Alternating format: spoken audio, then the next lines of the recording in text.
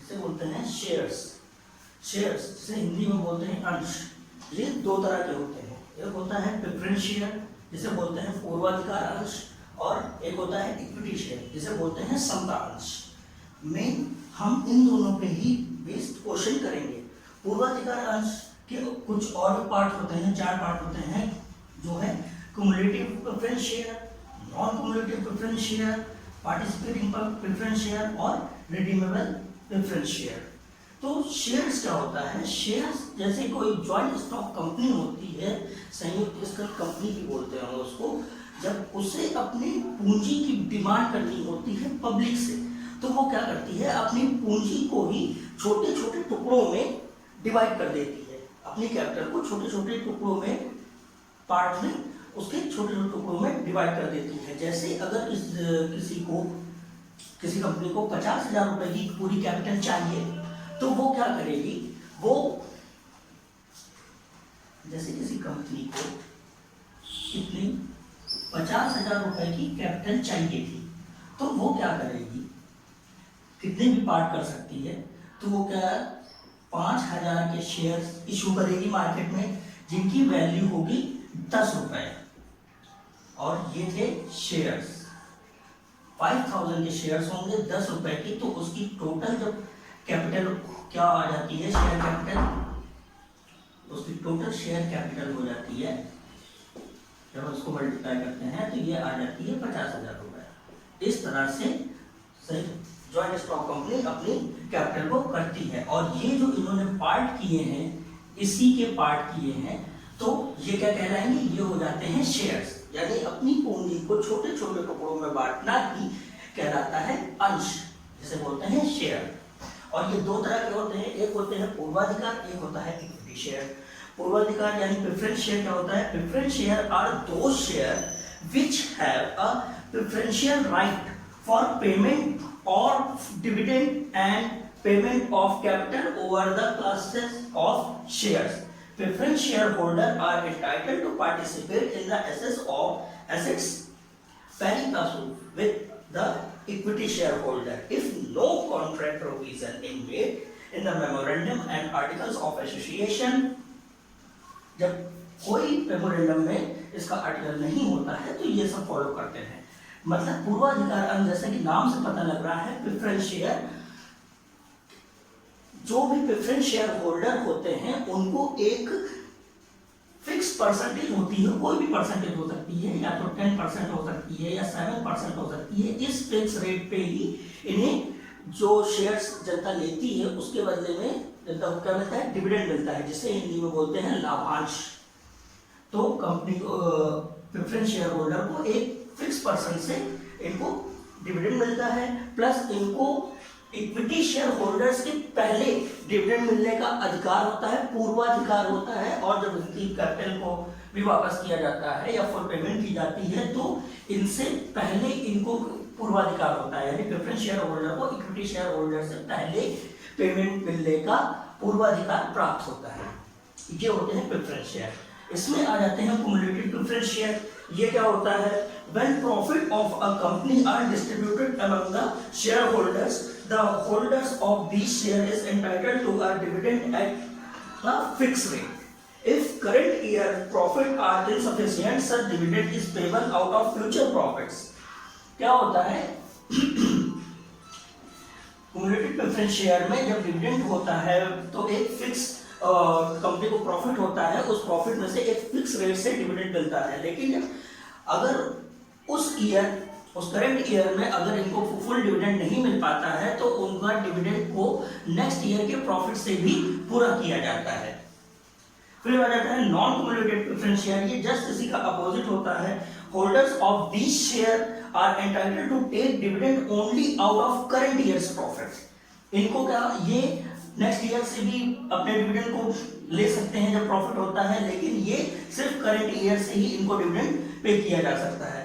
Participating preference share, normally preference share holders are entitled to a dividend at a fix rate, but these shareholders are also entitled to participate in the surplus profit which remains even after payment of dividend to equity shareholders.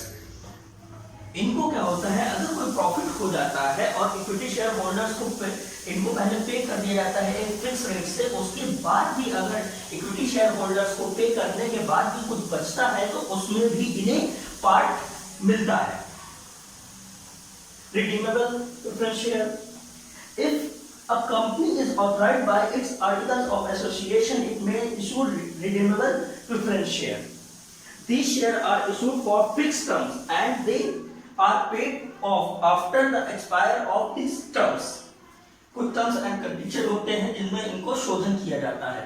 Redeemable मतलब शोधन किया जाता है एक fix rate से, अगर article of association ऐसा कोई एक्ट है तो। इक्विटी शेयर होल्डर्स क्या होते हैं? All the shares are equity shares which are not preference share. वो सभी शेयर इक्विटी शेयर्स यानी समता अंश होते हैं जो पूर्वाधिकार अंश नहीं होते हैं, यानी प्रेफरेंस शेयर वो जो नहीं होते हैं वो सभी क्या हो जाते हैं? इक्विटी शेयर्स हो जाते हैं। Equity share holders take dividend out of profit after payment of dividend to preference share holders. और इन्हें डिविडेंड कब मिलता है, लाभांश कब मिलता है? प्रेफरेंस शेयर होल्डर्स को पे करने के बाद अगर बचता है तो इन्हें डिविडेंड मिलता है, वरना इन्हें डिविडेंड कभी कभी मिलता भी नहीं है। तो ये हो गए हमारे शेयर्स।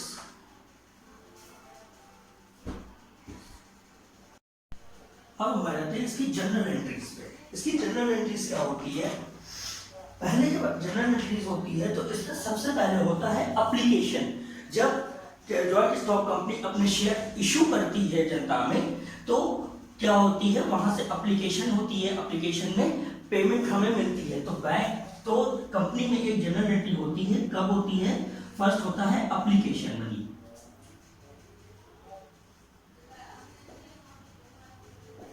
और एप्लीकेशन पे क्या, हर एक ट्रांजैक्शन की इसमें दो एंट्री होती है, एक होती है रिसीव, दूसरा होती है ट्रांसफर। तो सबसे पहले जब हमें एप्लीकेशन मनी मिलती है तो हम क्या एंट्री करते हैं? पैसा कंपनी में आता है तो हम एंट्री करते हैं बैंक अकाउंट को हम डेबिट करते हैं to share application.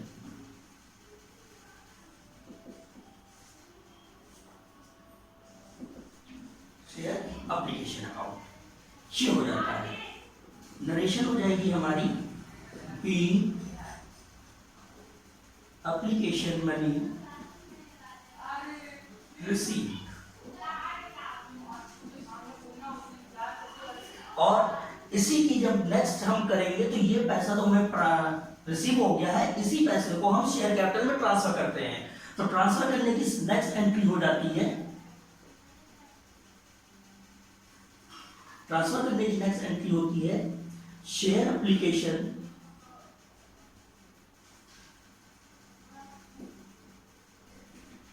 Application account को हम डेबिट करते हैं to share capital account.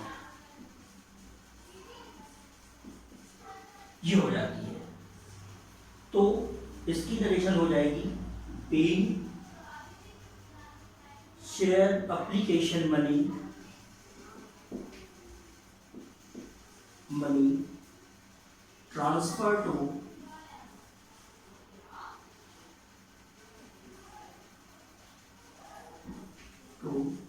Share capital account. ये हो गई हमारी एप्लीकेशन की। अब जब ये एप्लीकेशन मनी हो जाने के बाद क्या आ जाता है? अलॉटमेंट आ जाता है।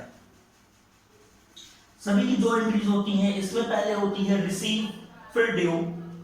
पहले हमने रिसीव हुई तो bank account debit to share application, सबसे पहले एप्लीकेशन होती है, फिर इसी एप्लीकेशन के मनी को हम ट्रांसफर करते हैं कैपिटल अकाउंट में। तो शेयर एप्लीकेशन अकाउंट को डेबिट करके शेयर कैपिटल को क्रेडिट कर देते हैं। देन ये पहली एप्लीकेशन मनी की जो एंट्री होती है उसमें पहली एंट्री रिसीव की होती है, फिर ड्यू की होती है, उसके बाद जो भी अलॉटमेंट और फर्स्ट कॉल की होगी उसमें पहले हमें ड्यू होगा, फिर उसके बाद रिसीव होगा। तो एप्लीकेशन हो गया। अब चलते हैं अलॉटमेंट पे।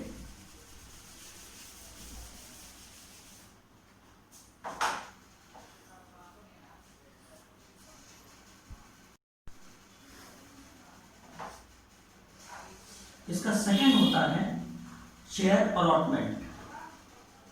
शेयर अलॉटमेंट, इसमें जो हम एंट्री करते हैं तो इसकी जो फर्स्ट एंट्री होती है वो होती है share allotment account debit to share capital account. Then इसकी नेक्स्ट एंट्री जो हो जाती है वो होती है bank account debit to share allotment account. इसमें क्या होता है, कंपनी क्या करती है, शेयर जितने भी लोगों ने एप्लीकेशन भेजी होती है उन सभी को अपने शेयर अलॉट कर देती है, यानी आवंटन कर देती है, सब में बांट देती है। ये बांटने के बाद तो जब बांटते हैं तो क्या करते हैं, शेयर अलॉटमेंट अकाउंट को डेबिट कर देते हैं और शेयर कैपिटल को क्रेडिट कर देते हैं। देन जब ये अलॉट हो जाता है तो उस अलॉटमेंट का भी पैसा पब्लिक से कंपनी में आता है, और जब पैसा आता है तो उसकी एंट्री हम करते हैं बैंक अकाउंट डेबिट टू, किसके थ्रू पैसा आया है, शेयर अलॉटमेंट का पैसा आया है तो टू शेयर अलॉटमेंट अकाउंट हो जाएगा। इसी तरह से जब हम फर्स्ट कॉल की करेंगे, इसके बाद जब होती है तो क्या होती है, फर्स्ट कॉल और सेकंड कॉल या फाइनल कॉल भी बोलते हैं, तो इनकी एंट्री भी ऐसे ही होती है। हम यहाँ पे क्या करेंगे, शेयर अलॉटमेंट की जगह पे शेयर फर्स्ट कॉल कर देंगे, इसकी जगह पे हम शेयर फर्स्ट कॉल कर देंगे, और इसकी जगह पर क्या कर देंगे, फर्स्ट कॉल। सेम ऐसे ही हो जाएगा, share first call account debit to share capital account. Then इसकी नेक्स्ट एंट्री हो जाएगी bank account debit to share first call account. इसी तरह से जब सेकंड की करेंगे तो अलॉटमेंट की जगह पे यहाँ पे सेकंड हो जाएगा, second call share second call account debit to share capital account, फिर से bank account debit to share allotment account. ये थी हमारी नॉर्मल एंट्रीज, जैसे कि हम आगे अब क्वेश्चंस में नेक्स्ट पार्ट में करेंगे।